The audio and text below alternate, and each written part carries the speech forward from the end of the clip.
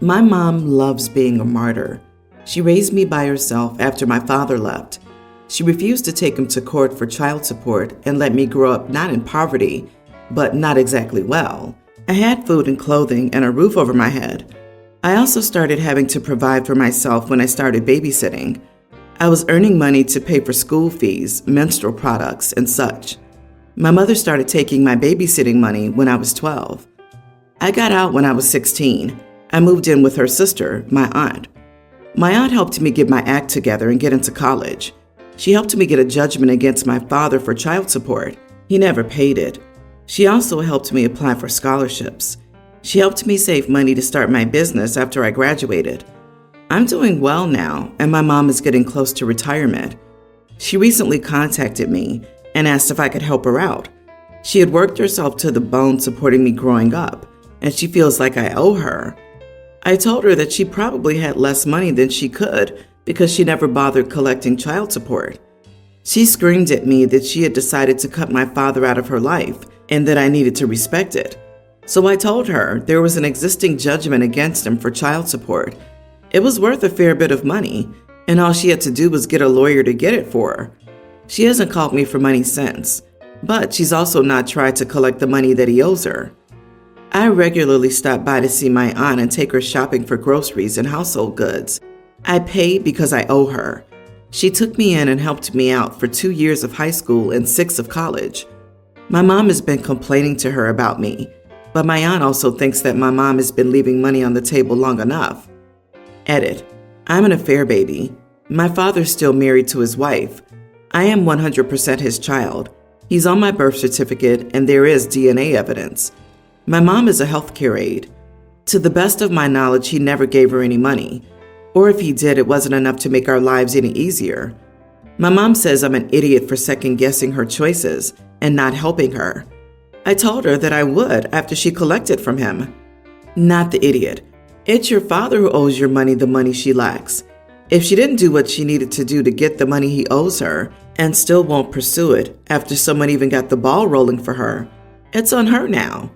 The money was for your welfare, and no matter how she felt about your father, she should have had the money collected for your benefit. Clearly, it would have made a difference in your early life.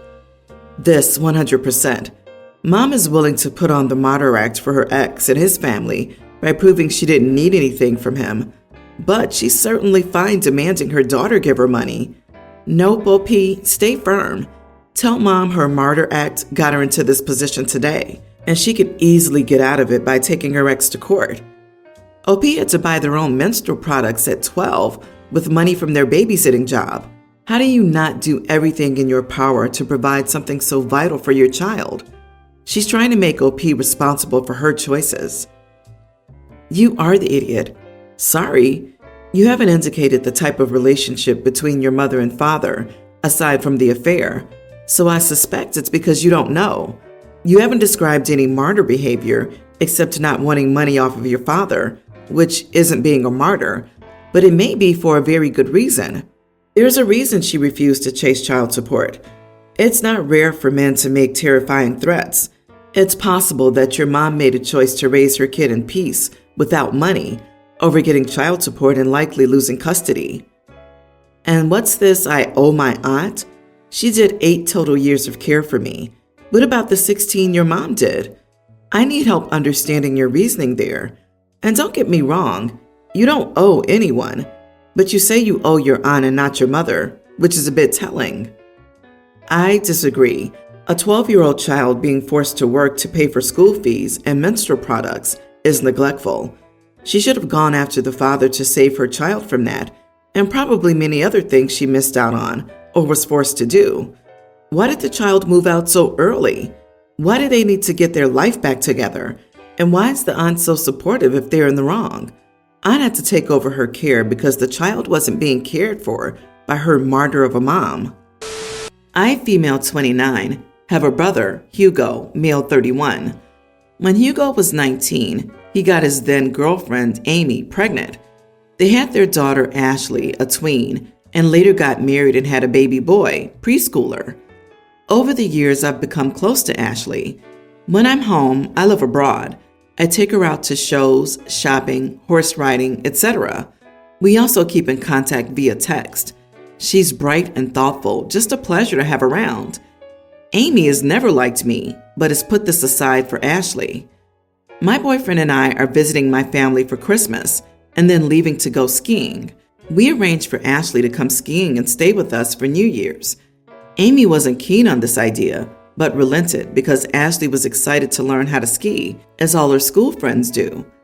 I took my boyfriend's rental car to pick Ashley up from school on Friday, and she was excited because it's a sports car, and I let her friends sit in it and take pictures. At dinner, she asked if I would drive her to and chaperone her and her friends to go ice skating on Tuesday in town. Hugo said I probably didn't want to look after a bunch of kids, and Amy had already planned to chaperone. Ashley ignored him and begged me to chaperone. I didn't really mind, but Amy looked annoyed, so I said I wouldn't want to mess up the established plan. Ashley kept pushing and said she didn't want Amy to come because Amy dressed badly and was never fun and embarrassed her. Hugo told her to apologize, which she did, but she also kept insisting it was true. Amy got teary, and Hugo kept telling Ashley she'd upset her mother, but this made Ashley angrier, and she dug her heels in. Because of this, she was told she wasn't allowed to go ice skating, and she's now not speaking to Amy. Yesterday, Amy and Hugo came to me and said they didn't want Ashley to come skiing anymore. Amy feels like Ashley needs to spend more time with her family, and Hugo supports her. They asked if I would tell Ashley that my boyfriend and I had changed our plans and wouldn't be going on this trip. I asked why, and they said if they told Ashley the truth, that she would blame Amy and defeat the point of her trying to build a bridge with Ashley. I said I understood that, but I didn't feel right lying to Ashley, and if her parents had made the decision, they needed to deal with the consequences, not push it onto me. Amy said if I cared about Ashley, I would realize it's best for me to fall on my sword rather than alienate her further from her mother. I said no again, but Hugo said we should all take until Wednesday to think about it. Ashley is still being very standoffish with her mother, and I know if she finds out her mother canceled the ski trip, it'll get worse. So now I'm wondering if I should just go along with Amy's plan. I just want what's best for Ashley. Am I the idiot? Not the idiot. Ashley sounds like a little tick, to be honest. Amy and Hugo are not wrong to cancel the trip, if only to teach her a lesson about how to function in a family. But dishonesty is no way to coerce a child into mother love. Hugo and Amy need to own up to their own decisions. They should tell her, you're not going because you're being a total idiot to your mother, and not put you in the position of pointlessly alienating her. And not only will Ashley prefer knowing the truth, but she'll also feel she can trust you because you're refusing to lie to her. Amy trying to guilt you into lying by pulling the "if you care about Ashley" rhetoric is such an idiot move. Ashley is a typical preteen, embarrassed by her parents. Most kids at some point get embarrassed by their parents. The family needs therapy, not lies. I have 2 daughters who have different dads, Mia, young teen, and Ava, teen. Ava's birthday was 2 months ago, and she asked her dad to buy her a new phone and a backpack. She chose what model and color phone she wanted, found a backpack she loved, and was so excited to get them. Unfortunately, her dad got sick and lost all his savings to pay for medication and can't afford to buy them anymore, and I can't afford them either. We explained to her and she understood. I bought her a cheaper backpack from both her dad and me. Mia's birthday was a week ago. When she opened her dad's gifts, I was shocked. It was the exact phone and backpack that Ava wanted. Ava went to her room and didn't come out for the rest of the night. I waited until after the party was over, then told her what she did was cruel and immature. I took both of the gifts away and grounded her. Her dad has been blowing up my phone, demanding I give her gifts back. He called me an idiot and said I had no right to take them away. I told him he should have stopped her from doing this and acted like a parent. Am I the idiot for taking away my daughter's birthday gifts? Mia asked for those gifts, knowing Ava had also wanted them, but wasn't able to get them then. Everyone's the idiot here, except for Ava. Mia sucks for taking advantage of her father's wealth to upset her sister. Her father sucks for not parenting his daughter better than that and not caring about why, even after knowing.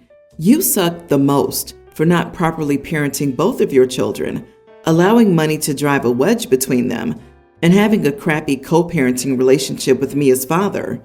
It sounds like you have a better relationship with Ava's father than Mia's, and are letting it influence your attitude with your children, who are noticing.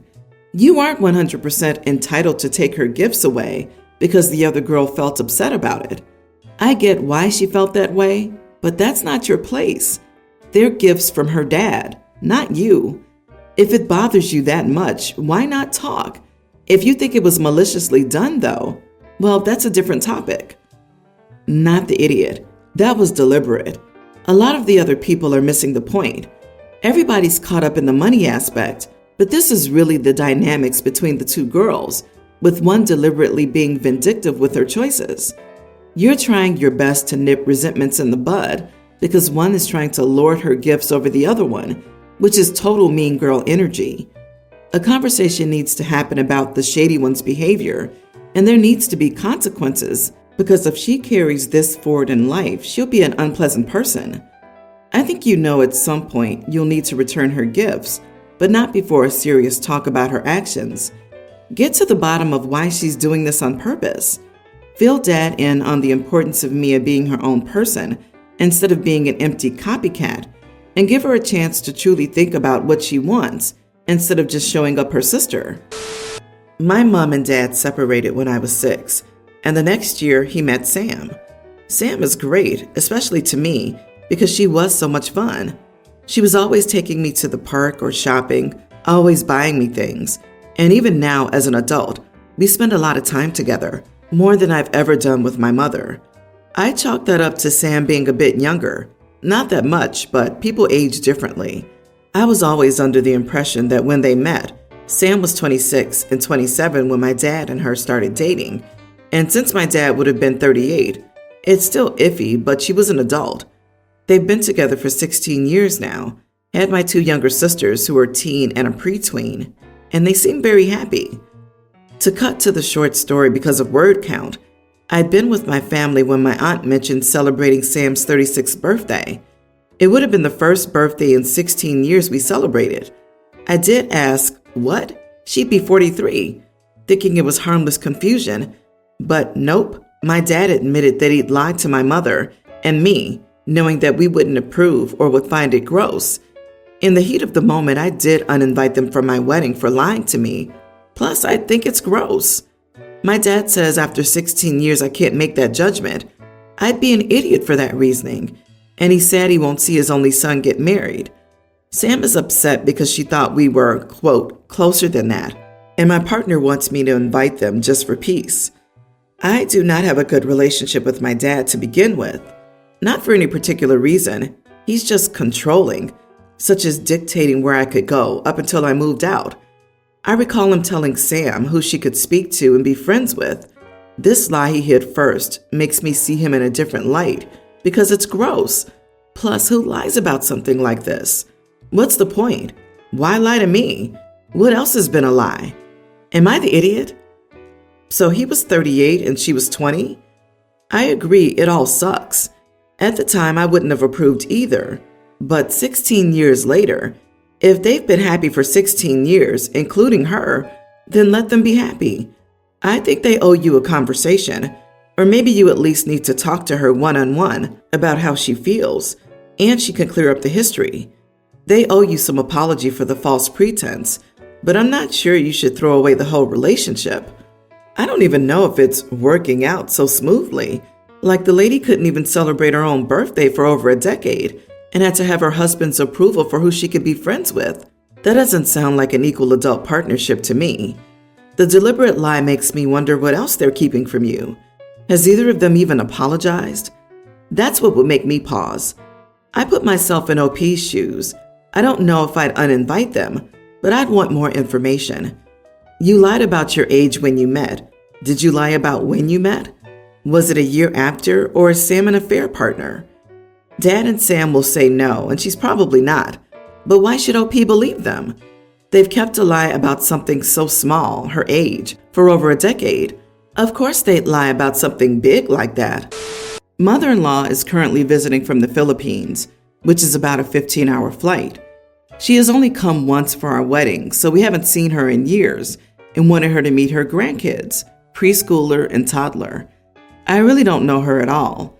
My only interaction with her has been at the wedding.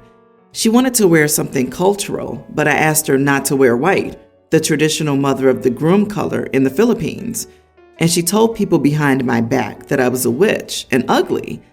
When confronted, she just cried and said she was blowing off steam and accused me of racism. I've hardly spoken to her, so that was my only impression of her. I know she was super anxious about coming alone, so I tried to be as welcoming as possible. Mother-in-law came, and I thought things were okay, but then she began receiving all these deliveries of food, and a family member drove an hour to bring her a casserole. I was confused, and when I talked to the family member, she said mother-in-law's husband had contacted her and claimed she was starving, and he was ordering what groceries he could, but any food they could bring her would help. I was even more confused. We have food in the house, and I cook every night. I talked to mother-in-law. She admitted she had been calling her husband crying because she was hungry. She said I didn't make her breakfast. I didn't know I had to. I eat something quick before work, and I didn't tell her she could eat our food or use our kitchen. Again, I didn't know I had to, so she just hadn't been eating. I could feel my blood boiling, and I yelled at her, asking why she wouldn't just ask. I said she humiliated me and should have come to me instead of running to her husband like a crybaby.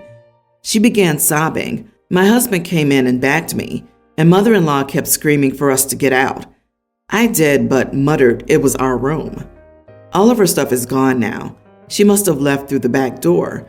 She ignored our calls, so I sent a text, but now family from America and from back in the Philippines are calling us disrespectful idiots.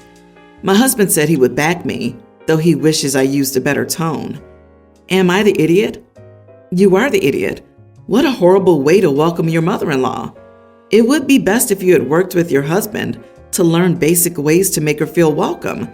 Instead, you screamed at her, assumed she'd know how to find a way around your life and American culture, and made her feel so bad and sad and hungry that she left. What an awful, ignorant host. I don't exclude your husband here. You both suck. This is a guest in your home, an older person from a different culture, away from home and unfamiliar with you and your customs. The reason she didn't ask you for anything is that she was afraid to upset you, not wanting to be yelled at and called names. You are a bully. Yelling at people and calling names is an awful way to treat guests, much less your mother-in-law, who's from a different culture and was walking on eggshells to keep from upsetting OP, the queen. Not the idiot. Wait, why is OP a big idiot in people's eyes? I was never taught that if I'm starving and there isn't food, to go trash talk the host. She should have communicated instead of bashing OP and making her look like some bad host. That woman expected to be waited on hands and foot, and when she wasn't, she pulled out all the stops to try and make you feel guilty about it. Plus, why didn't she ask to use the kitchen or eat any food if she was that concerned? Your mother-in-law sounds like a drama queen.